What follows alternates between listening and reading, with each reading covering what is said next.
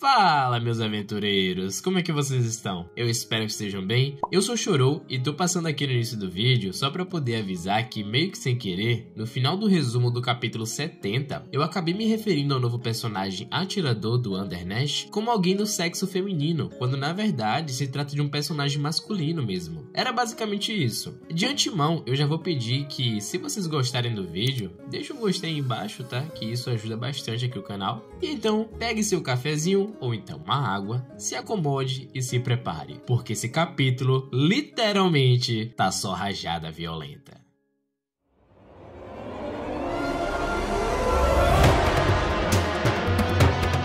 Nosso capítulo se inicia retornando à perspectiva de Reg e de Nishagora. O jovem Abaldi continua escutando a Jusou e ela questiona que tipo de criatura com garras poderia ter deixado as marcas nas paredes. Por sinal, elas eram tão grandes que se assemelhavam a fissuras imensas. Enquanto observa aquilo, Reg pensa rapidamente em sua irmã e se pergunta se poderia ter sido ela quem deixou aquele rastro de destruição para trás. Nesse momento do capítulo, finalmente podemos ter um vislumbre completo da aparência de Cloudbosh. Ou melhor, de Quirinia. Tá, parei. Eu não vou nem brincar com isso. Eu queria poder chamar ela assim a partir desse vídeo, mas como não há indícios algum se ela realmente fala em terceira pessoa ou não, então eu vou continuar chamando de Cloudbosh mesmo. É até melhor que Guiltype, por sinal. Logo em seguida, podemos ver mais algumas partes daquela região, e percebemos mais uma vez a destruição que normalmente é mostrada após o uso do incinerador do Reg, indicando que muito provavelmente algum tipo de embate aconteceu nessa região e forçou um dos irmãos a usar todas as suas habilidades mais poderosas, incluindo a luz reescritora. Porém, Reg percebeu que a cachoeira que eles estavam procurando estava bem ali ao lado. Então ele limpa sua mente e volta a focar na atualidade, pedindo a Nishagora que o desse cobertura. Porém, do mais absoluto nada, algo inesperado acontece, o que acaba pegando tanto nós, leitores, como a própria Nishagora de surpresa. Não dava para saber como ou por que isso aconteceu, mas Reg acabou sendo alvejado e acertado em cheio por um projétil de carne e ossos, que se expande rapidamente e o prende na parede. Nishagora, percebendo aquela situação bizarra, grita se perguntando o que poderia ser aquela coisa toda estraçalhada, mas que de alguma maneira bizarra também se assemelhava a um ser vivo. Enquanto isso, Reg, com a sua boca tampada, mal conseguia respirar ou falar alguma coisa. Ele estava em choque e ainda estava tentando raciocinar sobre o que poderia ter acontecido. Mas então, nossa perspectiva muda e somos levados para o Sniper, integrante do Undernash e parceiro da Tepastê que vimos no capítulo passado. Assim, vemos ele nomeando o ataque à distância, que atingiu Reg ainda há pouco, de Burst Donal Radusa, o projétil de carne e osso. Em seguida, logo após comemorar que a sua emboscada havia dado certo, ainda que não fosse no local onde ele desejava, o atirador solta uma informação um tanto quanto estranha, que eu acho que é bom ficar de olho.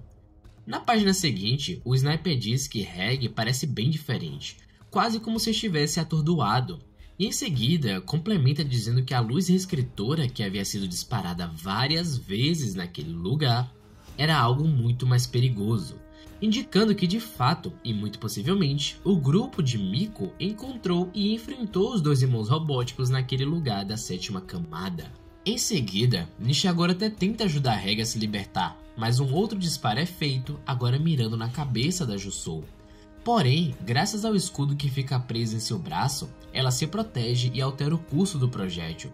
Enquanto ela observa a destruição no teto do local onde estavam, Reg percebeu uma pessoa bem distante dali, e era justamente o local onde estava o Sniper da Undernash. Reg avisa Nishagora sobre a localização do inimigo, mas, ao mesmo tempo, ela percebe uma coisa e volta o foco de sua atenção para informações escritas em seu pulso.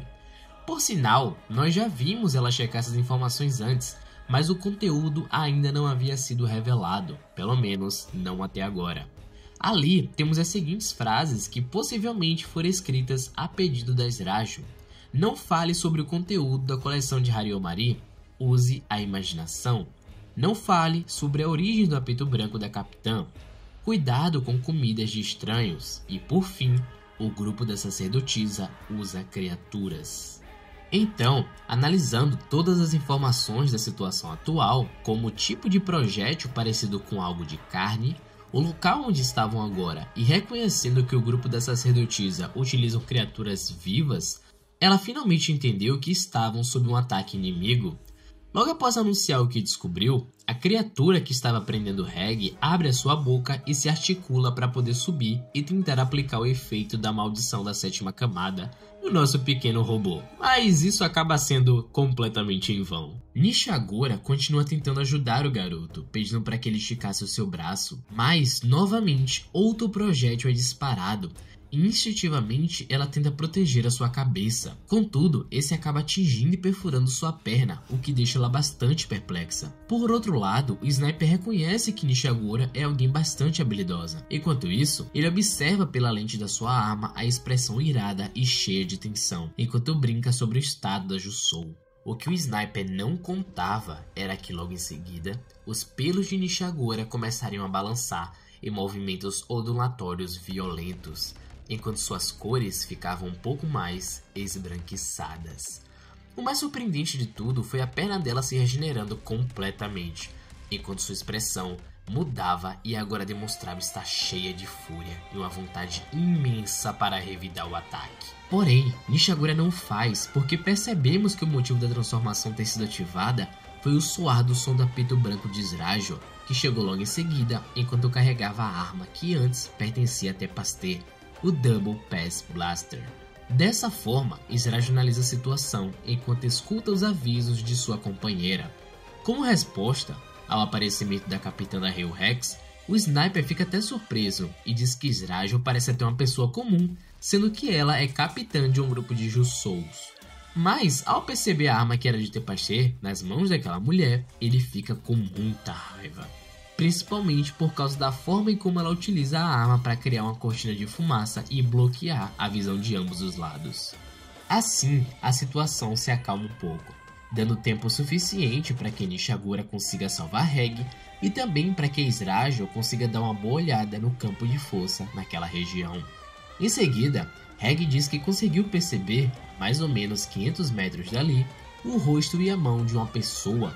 Além disso, ele explica que os projéteis de carne são disparados em alta velocidade e quando prendem uma pessoa, acabam erguendo-a no intuito de afetar o aprisionado com a maldição da 7ª camada. Uma tática que é bem inteligente e ao mesmo tempo que não dá quase nenhuma chance para uma reação. Por isso, apenas Reg poderia ter a chance de sobreviver. A cortina de fumaça começa a se dissipar, e então Srajo adianta para elaborar uma estratégia. Ela diz que, como o inimigo é hostil, eles não podiam se dar o luxo de fugir, pois poderiam estar suscetíveis a ataques no caminho de sua viagem. Então o plano seria basicamente neutralizar o inimigo e conseguir algumas pistas sobre a Miko e também sobre a Undernext. Por isso, ela pede para que Reg tentasse procurar por sinais do atirador. É então que Reg, se revelando um pouco mais além da proteção da parede, encontra um olho posicionado em uma das aberturas circulares causadas pelo seu canhão. E ele estava observando plenamente o local onde estavam atualmente. Aquilo era uma forma do Sniper conseguir enxergar eles mesmo com a cortina de fumaça. Então, como o garoto estava dentro do seu campo de visão, o Sniper dispara mais uma vez, mas o projétil agora atravessa a parede e acerta a Reg em cheio. Assim, o Sniper divaga consigo mesmo sobre a incrível capacidade de Reg de não ser afetado pela maldição e nem ser preso pelo projétil da Radusa. E então, temos mais um ataque à distância nomeado, e este é o Burst Donner Arakabuki. Reg quase perde a consciência por causa dos danos, mas por sorte o projétil havia acertado seu braço metálico ao invés de diretamente no seu corpo. Porém, após se recuperar momentaneamente e conseguir se ajoelhar, ele percebe que não consegue mexer o seu braço por estar dormente. Nishagora e Srajo até tentam oferecer suporte, mas o garoto acaba vomitando logo em seguida devido ao choque em sua cabeça. Ainda que esteja bastante mal, Reg explica que no momento em que trocou olhares com aquela coisa semelhante a um olho, ele foi alvejado mesmo através da parede. E ainda por cima, mesmo com a presença de uma faixa de ar que estava bloqueando o caminho entre o atirador e ele, aquilo não parecia fazer diferença alguma, pois a visão predominante era justamente a daquela coisa. A partir daqui, os três permanecem mais reclusos e debatem algumas informações sobre o posicionamento do Sniper.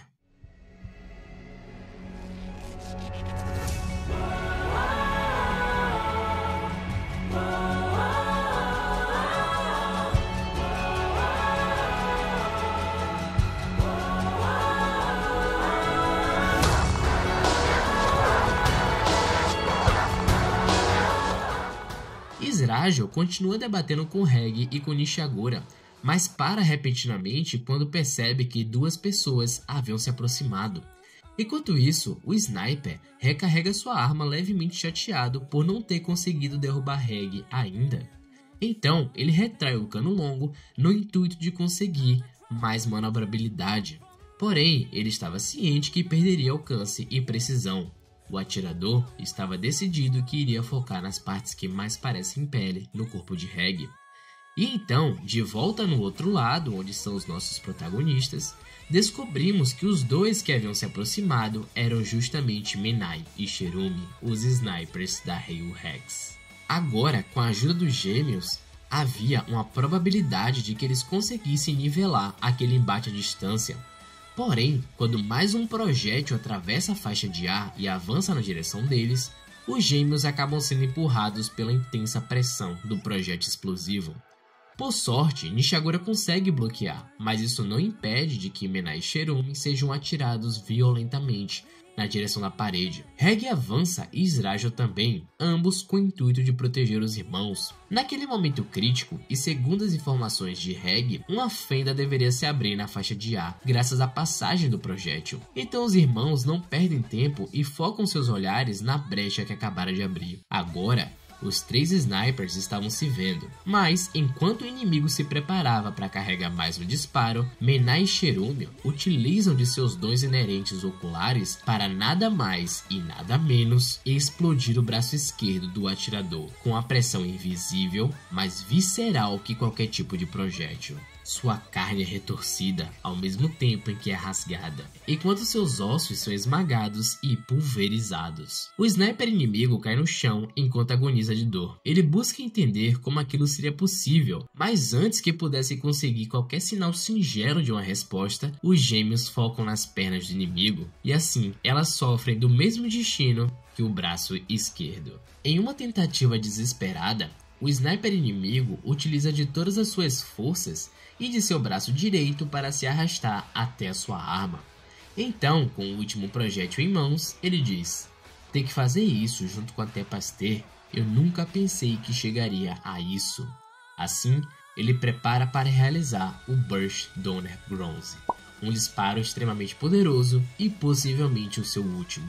Por outro lado, o desespero toma conta de Menai e Cherumi, que não conseguem acreditar que aquele sujeito ainda possuía disposição e vitalidade para se mover. E aproveitando também, percebam como os gêmeos estão logo depois de usar os seus poderes. Aqui, eles parecem mais fragilizados e machucados, como se esse dom inerente dos olhos tivesse uma grave consequência de uso. Eu acredito que o Akihito vai seguir pelo mesmo caminho que fez com o Reg ao usar sua luz reescritora. Mas enfim, bora continuar. Vendo que o disparo seria feito e sem saber se poderiam defender mais um daqueles, Izrajo pede para que eles adotassem a posição contra ondas. Assim, Nishagora afia o seu olhar e se prepara para defender os seus amigos com tudo que tem. Reg, por outro lado, parece estar desesperado sem saber como eles iriam reagir. Mas, inesperadamente, e para o alívio de todos ali, aquela mesmíssima criatura imensa que atacou Nanashi alguns capítulos atrás, surge no ar e realiza um ataque violento com seus tentáculos contra toda a região onde estava o sniper da Undernet, o neutralizando por completo. O grupo se esconde para não serem percebidos por aquela criatura bizarra. Tal como surgiu inesperadamente, ele desaparece. A partir daqui, os nervos se acalmam um pouco mais e eles retornam ao acampamento, após Reg finalmente coletar a água da cachoeira. Mas o espanto inevitável de todos os outros que estavam descansando veio logo em seguida, ao perceberem o estado de todos que estavam naquela batalha à distância. Agora, no acampamento, Reg conta em detalhes o que aconteceu, revela o ferimento em seu braço metálico e conta que Ezreal recolheu os restos de carne e ossos que haviam ficado para trás, possivelmente para examiná-los depois. Rico pergunta se os outros estavam bem também. E no panorama das consequências, descobrimos que Nishagora conseguiu se recuperar graças ao poder da liberação, enquanto os gêmeos, por causa do uso de sua habilidade, acabam ficando muito cansados. Porém, enquanto isso, Reg percebeu uma coisa. No dia em que enfrentou Nishagora na Batalha da Provação, ela também havia se recuperado quando Ezreal usou o seu apito. Mas, além disso, ele percebe que nos tempos em que esteve na Vila dos Sequelas e acabou levando a pisoteada do Rio Zasai, um ferimento acabou marcando seu braço metálico no mesmo lugar do machucado atual. Só que sem perceber, ele já havia se recuperado há muito tempo, possivelmente também devido ao poder da liberação do apito branco de Rico. Rico pergunta também sobre o atirador de elite, e Reg até começa sua explicação. Mas depois de pensar um pouco melhor e buscar respostas em sua própria mente sobre o que poderia ser aquela habilidade de Menai Cherumi, ele decide que é melhor evitar de falar sobre aquilo, pelo menos por enquanto. Em seguida, ele pula para a parte que o Temako aparece e esmaga todo o esconderijo do sniper da Undernext. Peraí, Temako? Aquela coisa tinha nome? Explica isso aí, paizão. E bom, Temako é basicamente o nome que Rico deu para aquela coisa gigantesca, o que até que acaba sendo aceito por Nishagora, por não ser infantil demais e fácil também de memorizar. Ou seja, o meninão agora tem nome. O papo sobre o Temako acaba sendo bem rápido, já que logo em seguida voltamos a acompanhar a perspectiva dos pensamentos de Reg, e ele se encontra numa linha tênue entre o medo das habilidades de Cherumena e a confiança nos mesmos, pois se ficasse contra os dois, o resultado poderia ser brutal. Então ele decide falar sobre isso com Rico em uma outra hora. E por fim, após toda aquela conversa, Yataramaru percebe que Tepastê está muito inquieta. Mas antes que pudesse falar qualquer coisa, a garota toma a iniciativa e pede permissão para fazer uma pergunta à própria Rico. Logo, ela diz que observou que quando a pequena exploradora estava arrumando sua mochila, ela percebeu a presença do Misagurafa, que é basicamente um dispositivo de recordação que originalmente pertencia a ninguém menos e ninguém mais que Cravalen. Através da curiosidade de Reg, descobrimos que Misagurafa é um dispositivo capaz de guardar memórias e cheiros. Assim, Rico decide ir até a sua mochila para procurar a relíquia. Enquanto isso, Ezreal se senta ao lado de Tepastê e a garota acaba dizendo que como esse encontro de agora foi com Gyutsui, então ela não podia mais esperar. E sim, aparentemente esse é o nome do nosso sniper falecido. Tepastê reitera de que Ezreal não força as pessoas a falar. Então depois que eles se separarem do grupo, ela não terá outra chance para ver a relíquia. Já Ezreal rebate o que ela diz, alegando que pela garota possuir a doença purulenta, se ela forçasse demais, eles poderiam até mesmo acabar perdendo a Tepastê. Ou seja, isso é um forte indício de que na verdade Tepastê é muito mais frágil do que pensávamos. Ezreal insiste em continuar a conversa e pergunta sobre quem seria Cravalen, até porque Tepastê continua chamando ele de veterano, ou então de senpai se você preferir. Mas o detalhe aqui é a resposta da garota, dizendo que mesmo sabendo de algo chamado Magabumi, que poderia ser traduzido como escrito da calamidade, o único que como explorador que realmente ficou do lado da Undernext foi o próprio Cravalen, reiterando assim que esse homem excêntrico estava mais do que disposto em dar a sua vida para ajudar Miko e os seus seguidores. Bom, eu sei, esse capítulo foi enorme. No final das contas, não tivemos tantas revelações assim, porque me pareceu que além de combate à distância, o intuito era justamente fazer essa construção para o background da Undernext. E eu simplesmente estou fissurado para descobrir onde é que isso tudo vai chegar. Cada vez mais estamos mais perto de entender quem ou o que é a sacerdotisa, e até mesmo seu paradeiro na 7ª camada. De qualquer forma, esse foi o vídeo e eu espero que vocês tenham gostado. Eu agradeço se ficaram até aqui comigo, fiquem bem e até um próximo vídeo, pessoal. Tchau!